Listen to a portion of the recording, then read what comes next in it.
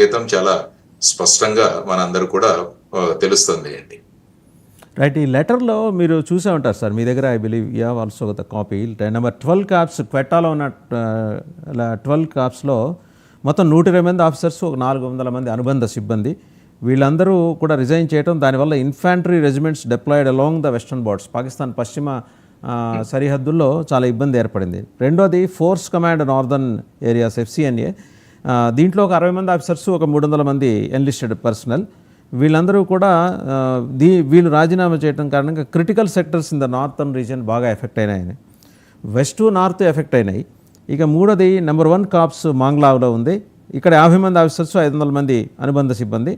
దీనివల్ల mechanised infantry and artillery regiments station at key forward positions for adversely impact అని చెప్పేసి వస్తుంది.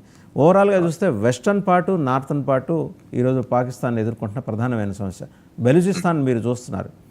దాంట్లో ఇంకోటండి, అంటే రాస్తూ ఆయన లెఫ్టినెంట్ కల్నల్ ఒమర్ అహ్మద్ బుఖారీ, మా మెంటల్ ఫ్యాటిక్ ఎక్కువ మంది పర్సనల్ కంప్లైంట్ చేస్తుంది, అండ్ కుటుంబాల నుంచి వస్తున్న ఒత్తిడి. జనరల్గా ఆర్మీలో అంటే ఇన్స్టిట్యూషన్స్లో కుటుంబాల నుంచి ఒత్తిడి వస్తుంది అనే మాట రాకూడదు, ఉన్నా కూడా బయటికి రాదు. ఆన్ పేపర్ ఎంత కాన్ఫిడెన్షియల్ పేపర్లో అయినా రాదు.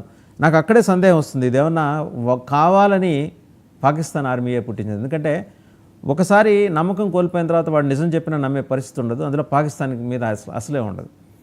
మెంటల్ ఫ్యాటిక్ ఇవాళే ఉంది. వాళ్ళు పొద్దున్న లేస్తే పక్క దేశంలో ఉగ్రవాద శిబిరాలు నడిపే వాళ్ళకి మెంటల్ ఫ్యాటిక్ అండి. బేసిక్గా ఏంటంటే మానవీయ లక్షణాలు ఉండేవాడికి మెంటల్ ఫ్యాటిక్ ఉంటుంది, అవి లేవు కదా వాళ్ళకి.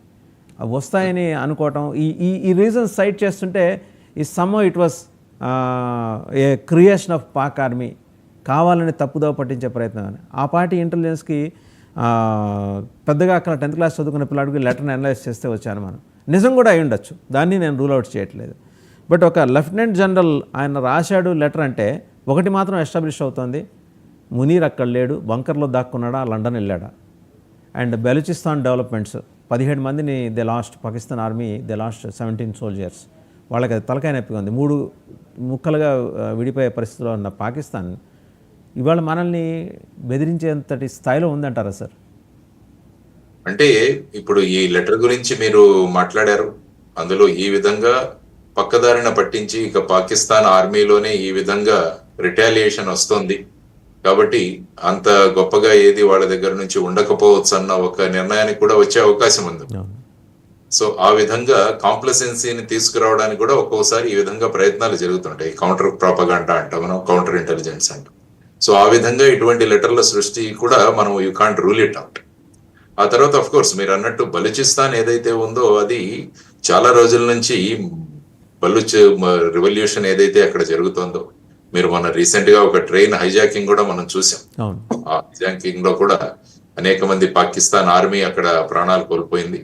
ఆ తర్వాత వచ్చేసి ఈవెన్ బలూచ్ రెవల్యూషనరీ ఫ్రంట్ కూడా కొంతమంది చైనీస్ ఇంజనీర్స్ ను కూడా ఆ బార్డర్ లో పనిచేసే వాళ్ళ మీద కూడా వాళ్ళు వాళ్ళు చర్యలు తీసుకోవడం వల్ల కొంతమంది ఇంజనీర్స్ కూడా అక్కడ ప్రాణాలు పోగొట్టుకున్నారని చదవడం జరిగింది. దానివల్ల ఏంటంటే ఒక రకంగా చైనా కూడా పాకిస్తాన్ మీద కన్నెర్ర చేసి ఉంది. ఈ విధంగా మాకు అక్కడ పనిచేస్తున్న ఇంజనీర్స్ మీద మీరు ప్రొటెక్షన్ ఇవ్వలేకపోతున్నారన్నది కూడా చైనా ఇంకొక సైడ్ పాకిస్తాన్ మీద ఉన్న ప్రెషర్. సో ఈ విధంగా చూసుకుంటే పాకిస్తాన్ తన ఇంటర్నల్ ప్రెషర్ లోనే చాలా కొట్టుమిట్టాడుతుంది.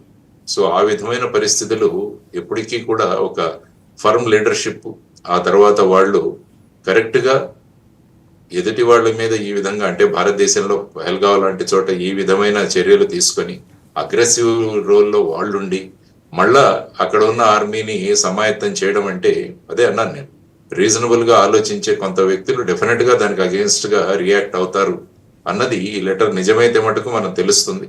So we can't rule out any possibility. కాబట్టి అప్రమత్తంగా ఉండడం, మన ప్రిపరేషన్ లో మనం ఉండడం అన్నది చాలా అవసరము. ఎక్కడ కూడా కాంప్లసెన్సీ అన్నది రాకూడదు అన్నది కూడా డెఫినెట్ గా మన ఆర్మ్డ్ ఫోర్సెస్ వారు దాన్ని పాటిస్తూనే ఉంటారు ఎప్పటికీ.